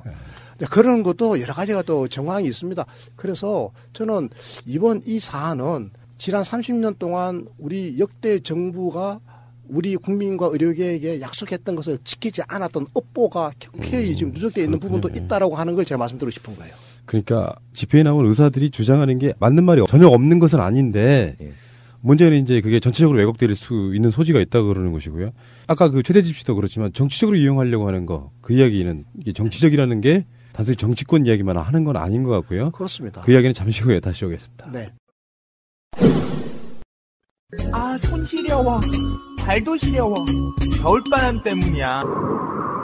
걱정 마세요. 온돌라이프에서 나온 황토 발구들이 있잖아요. 전기열로 황토를 데우는 첨단 기술이니까 전자파 걱정 없고 자동 온도 조절 장치로 화상의 위험도 없습니다. 올겨울에는 전기 난방기로 인한 화재 소식이 들려오지 않기를 바랍니다. 전기료는 전기난로의 10분의 1. 당신의 건강 온도를 지키세요. 찜질 등 다양하게 활용할 수 있습니다. 겨울철 수험생, 직장인, 시장 상인 등에게 필수 제품입니다. 구입 문의는 062-223-3621 네이버 쇼핑에서 발구들을 검색하세요. 자기야, 보험 뭐뭐 들었어? 글쎄, 아는 사람 통해서 몇 개 들었는데 사실 뭔지는 잘 몰라. 마이 보험 체크에 일단 전화해봐. 1800-7917. 내가 든 보험이 나에게 잘 맞는 보험인지 진단해준다고. 물론 추천도 해줘. 그런 곳이 있어? 1800-7917? 나도 그곳에서 진단받고 나에게 꼭 맞는 보험으로 갈아탔지. 아무 보험이나 대충 가입할 것이 아니라 나에게 맞는 보험, 이게 중요하지. 1800-7917 주소창에 한글로 마이보험체크.com을 쳐보세요. 보험은 좋은 것입니다. 필요 없는 보험을 상세한 설계 없이 가입하는 것이 나쁜 것입니다. 우리 꽃님이 역시 똑똑해. 마이보험 체크에서 함께 일하실 분들을 모집합니다. What a wonderful world. 결국엔 아까 초반에 말씀하신 거랑 연관이 있지 않아요? 민간보험? 그렇습니다. 네.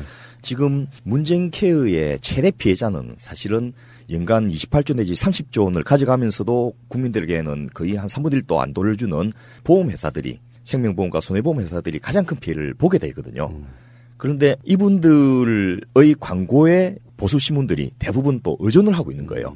그래서 당장 의사 집회에 대한 보도 상황 보더라도 한겨레나 경향신문은 좀 사회면이나 이런 데서 작게 취급하고 있는데 조선일보, 중앙일보, 전면 탑으로 사진까지 멋지게 수만 명 모이게 나오는 그런 사진을 실어주는 거예요. 광고주들의 힘. 그렇습니다. 그게 굉장히 중요한 거예요, 사실은.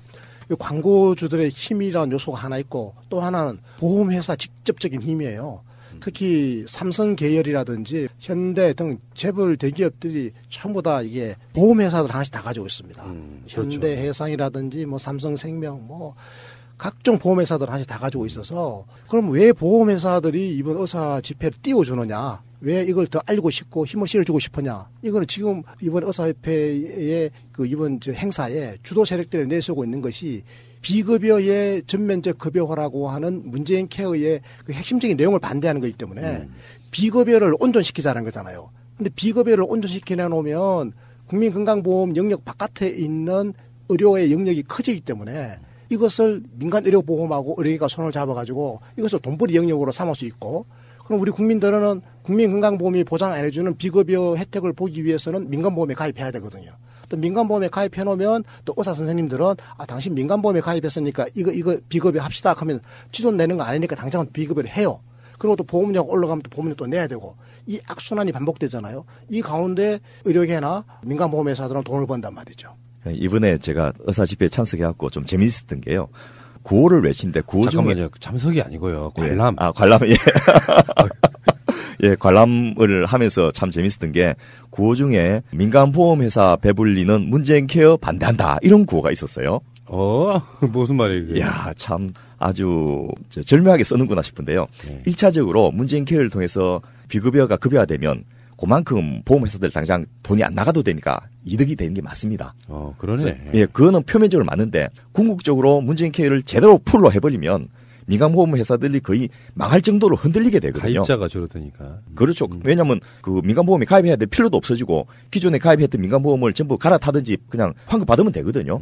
민간보험에 대한 분석을 했던 전문가들 이야기가 지금이라도 그냥 환급 받는 것이 훨씬 이득이다. 앞으로 뺏길 것들을 생각한다면 경제적으로 이자 포기하고 나중에 그 만기 환급금 포기하더라도 중간에 중도 해지하는 게 훨씬 이득이다. 이렇게 할 정도로 나오는데 그런 부분은 이제 모르시면서 당장 1차적으로 비급여를 급여하면서 보험회사들에서 지출이 줄어든 그것만 이야기하고 있고 정치권에서 이번 문재인 케어 관련된 예산을 통과시킬 때 민간보험에 대한 규제법, 민간보험을 공보험을 갈아탈 수 있게 하면서 민간보험을 탈퇴할 수 있다든지 다른 보장형 보험으로 갈아타는 이 보험법 개정안을 통과를 못 시켰습니다. 그거는 자유한국당이라든지 이런 쪽에서 목숨 걸고 반대를 하고 있거든요. 그런 상황들은 이제 모르시면서 구호를 외치는 거 보고 좀 한편에서 우습기도 하고 좀 한편에서는 체인하기도 하고 이런 느낌이 들었습니다. 우리 예청자분들이 다 공감하실 거예요. 제 이야기를 한번 해보면 다 공감하실 거라고.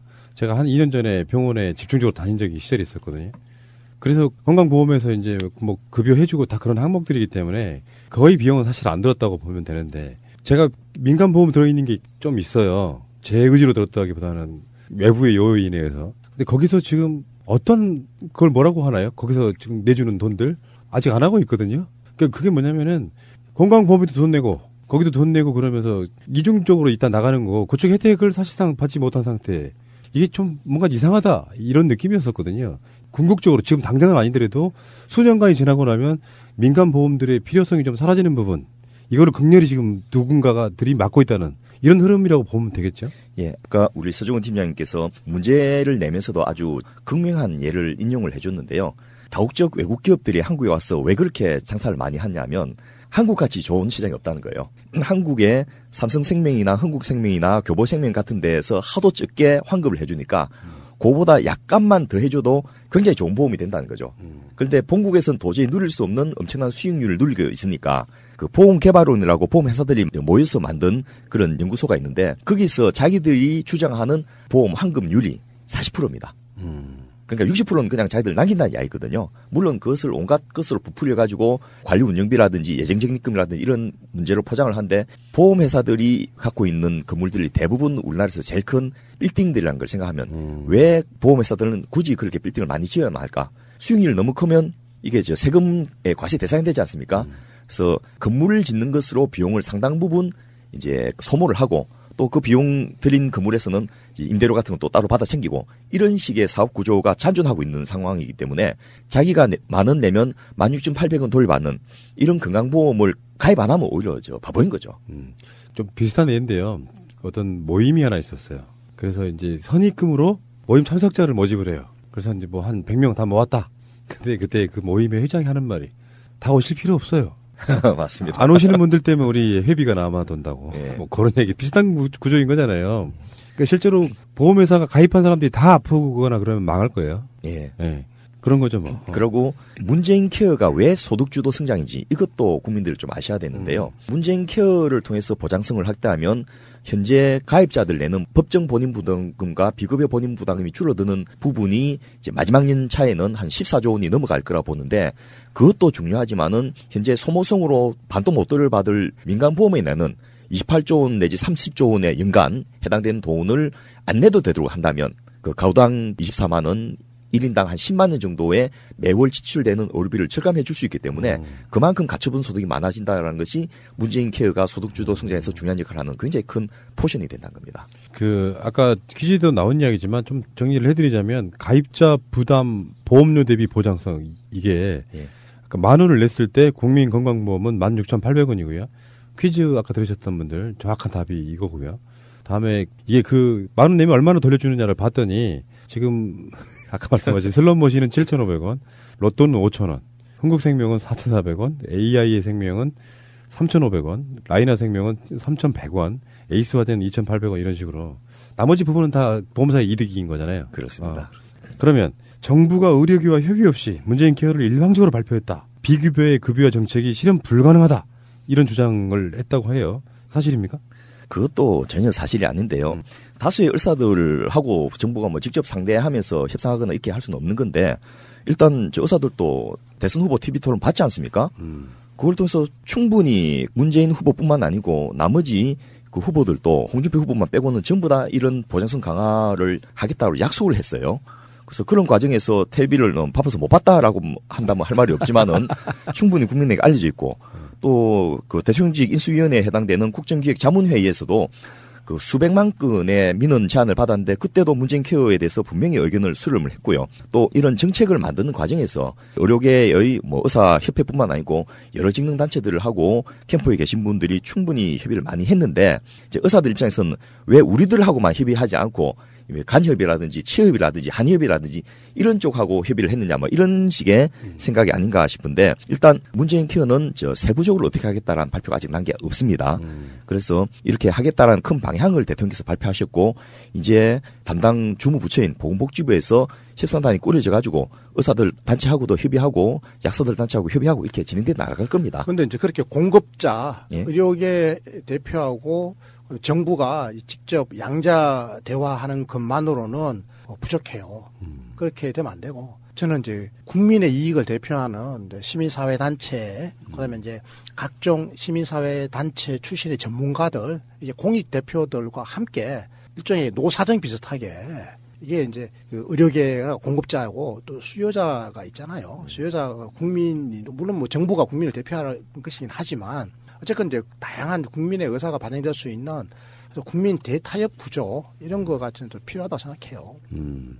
특히 저는 그 의사들 주장 중에서 상당히 설득력이 있는 부분이 있거든요. 저희가 의과대학에서 배울 때 청진기를 교수님이 수업 시간 들어와서 보여주면서 이것 중에서 어느 것이 가장 중요한 부품이냐 이렇게 물어보는데 환자 몸에 대는 그 부위가 중요합니다. 떨림판 중요합니다. 또 연결되는 호수가 중요합니다. 귀에 꼽는 이어피스가 중요합니다. 뭐 이런 식의 답을 하는데 정답은 뭐냐면 이어피스와 이어피스 사이에 있는 것이라고 합니다. 뭐냐면 양쪽 귀 사이에 있는 건 의사의 머리지 않습니까? 병원에 있는 의료기계 중에서 가장 비싼 거는 당신들 머리고 당신들 경험이다. 근데 실제로 이제 수가 보조는 의사의 액티비티에 대한 수가는 굉장히 적고 그 시약이나 장비나 약제에 대한 보전이 훨씬 더 많거든요. 이런 부분을 정상화해 줘야지 사실은 이제 의료질이 높아지는데 그런 부분은 저는 충분히 설득이 가능하지 않겠나 싶습니다. 실제로 굉장히 당황스러운 게 말이죠.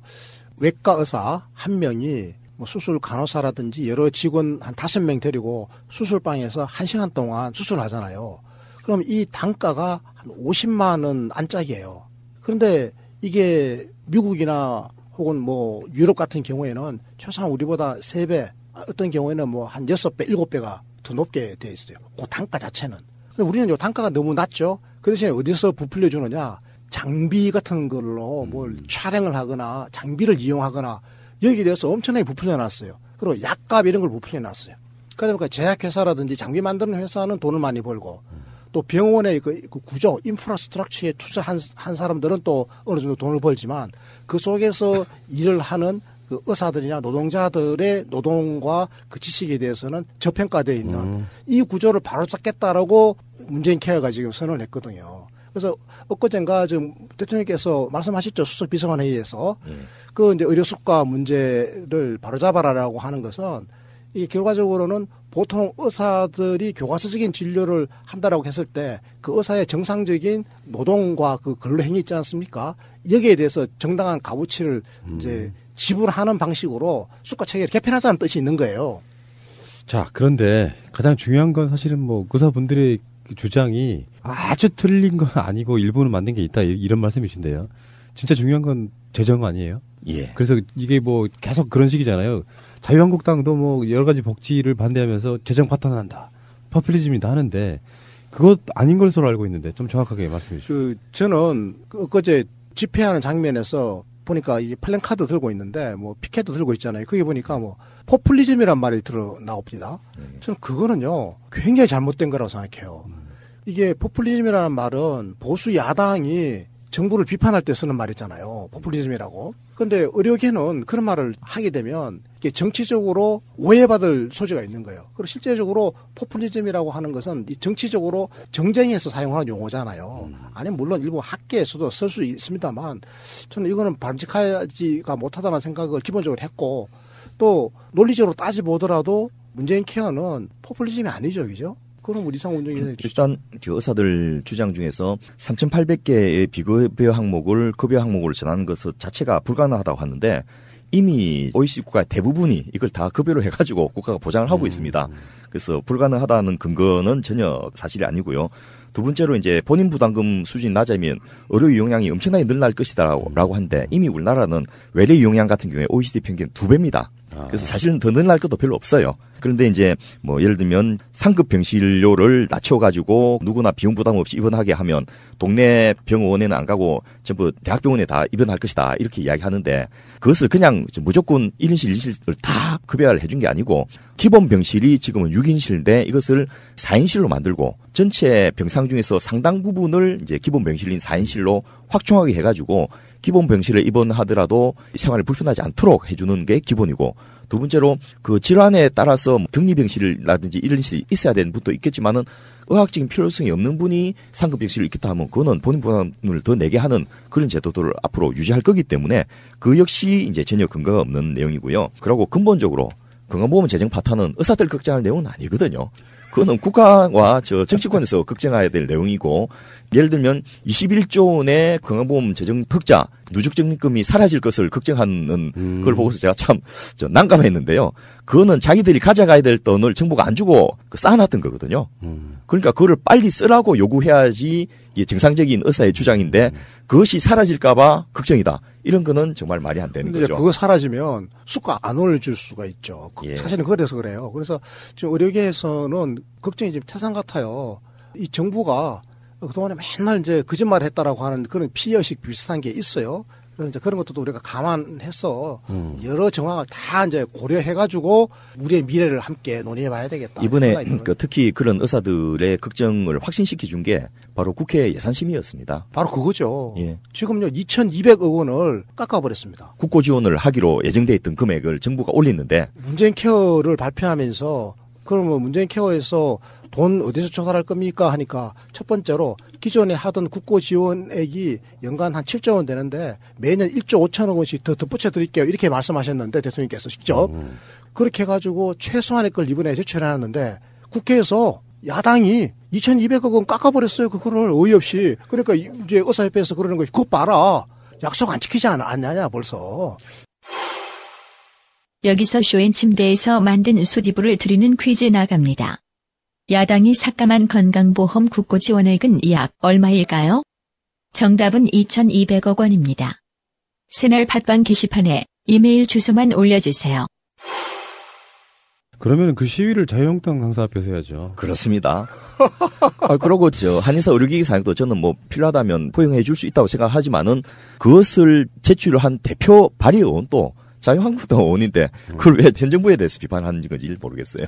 참 어떤 디테일에 있어서는 그분들이 말이 맞는 것도 있을 거고 문제점이 없는 건 아니나 문재인 케어라고 하는 어떤 큰 틀에서 봤을 때는 사실상 의사들도 망하지 않고 국민들도 행복한 그분들이 그 피켓이 좀 실소가 나왔는데 의사가 행복해야 환자가 행복하다. 틀린 말은 아닐 수 있는데요. 본인들이 갖고 있는 그런 생각들이 결론적으로 그 집회는 본인들의 이득을 위한 집회구나라는 것을 그냥 보여준 것 같은 그런 느낌이었고요. 이게 최근에 건설 노동자분들 그 시위하는 거나 이런 식의 사회적인 약자들의 이야기도 또 사실 아니잖아요, 이거는. 우리나라에서 아직도 꼬맹이들한테 너 나중에 커서 뭐 될래 그러면 판검사 아니면 의사 아닙니까? 그런 분들이 조금만이라도 좀 더 내려놓을 수 있는 부분이 좀 있다면 훨씬 더 이렇게 더불어가는 사회가 좀 될 거라는 생각이 좀 드는데요. 그런데 대통령께서 이번에 의사들 집회에 대해서 참 참을성이 많은 분이시기도 하지만은 너무 그 마음이 너럽지 않겠나 이런 생각도 드는데 의료계의 목소리에 충분히 귀를 기울일 것이다. 이제 이렇게 공식적으로 발언을 해주셨거든요. 그래서 이 건강보험 보장성 강화의 핵심은 의학적으로 필요한 모든 치료를 건강보험으로 해결하자는 것이지 의사들을 힘들게 한다든지 깎아버리자 이런 것이 아니라는 원칙을 분명히 밝혔고 또 제가 그 자리에 온 복지부의 주무국장님하고도 이제 그런 부분 충분히 논의해서 이 문재인 케어의 내용이 방향이 왜 나왔고 무엇을 목적으로 하는지 이런 것을 보신다면 조금은 안심을 하시고 또 실제로 문제가 되는 앞서 저희가 말씀드렸던 의료 전달 체계라든지 이런 부분을 정상화하는 계기로 쓸 수 있는 이런 거로 하면 좋지 않겠나 싶고요. 궁금하면 물어보세요. 그 만든 사람들한테 물어보면 이게 어떻게 진행될 것인가를 알 수가 있거든요. 물론 제가 지금 현직에 있으면서 그런 걸 직접 집행하는 쪽은 아니지만은 계속해서 그런 정부나 정당이나 또 정치권을 자문하고 지원하는 역할을 하고 있기 때문에 저는 그런 것은 정말 자신 있게 좀 말씀을 드릴 수가 있다고 봅니다. 저는 이번 그 의료계 집회를 계기로 해가지고 의료계도 사실 그동안에 뭔가 이게 쌓여 있는 게 많을 거예요, 불만이. 그런 거를 다 털어놨으면 좋겠습니다. 아예 공론의 장에 다 내놓고 우리 국민들도 이제 궁금한 거 있거나 우리 국민들도 의료계에 불만이 왜 없겠어요. 그런 거 있으면 의구심이 있으면 다 털어내놓고 그래가지고 이걸 계기로 해가지고 의료계의 일종의 적폐가 있었으면 그거 청산하자고요. 그러니까 의료계가 스스로 문제를 해결하지 못하고 사실은 비겁의 영역을 중심으로 해가지고 민간 의료보험 회사하고 짬짬이를 해가지고 국민들은 건강보험에다가 가구당 평균 10만 원씩 내고 그리고 민간 의료보험에다가 가구당 평균 30만 원씩이나 내는 배보다 배꼽이 3배나 크는 이런 지금 삶을 살고 있잖아요. 그래서 이런 과정을 전면적으로 우리가 이제 뜯어고칠 수 있는 그런 하나의 계기를 마련하자라고 하는 게 저는 문재인 케어의 굉장히 중요한 의미다 이렇게 보는 겁니다. 뭐든지 극단적으로 갈 건 아니고요. 그게 의사분들이 좌파냐 우파냐 이런 게 중요한 건 아니고 결론적으로 사회라는 것이 존재하고요. 거기에 공존하려고 할 때 의사라는 직업은 굉장히 중요한 직업들 중에 하나라고 보는데 그분들이 대승적으로 다 양보해라 이런 건 아니고 대승적으로 의료가 갖는 의사의 사회적 역할이 무엇인가도 한번 생각해 보실 필요가 있지 않았을까 생각해요. 의사들의 이익만을 위해서 일하지 않았기 때문에 서울에서 교수를 못 하셨다는 건 이상희 교수님. 그래서 존경할 수밖에 없죠, 진짜. 제주 살기 좋습니다. 전화위복. 예. 좋습니다. 문재인 케어에 대한 그 의사분들의 이야기 전적으로 정부 편만 들지 않았습니다. 그분들이 어떤 요구하고 있는지 들어봤고요. 이런 고쳐야 되겠구나 생각이 들었고. 자, 좋은 시간이었고요. 다음 주 이 시간에 또 뵙겠습니다. 고맙습니다. 감사합니다. 네, 감사합니다. 결혼 기념일이라고 남편이 꽃을 사왔더라고. 행복하겠다 언니. 차라리 돈으로 주지. 먹을 수도 없고 나중에 버리기도 힘들고 말이야. 그러나 마음을 전할 때 꽃보다 좋은 것은 없습니다. 인생에 있어서 돈이 전부는 아닙니다. 꽃은 기쁨과 슬픔을 함께합니다. 새가 날아든다와 연대하는 전국 꽃배달 자미원 꽃집 010-3608-7576 여보 고마워.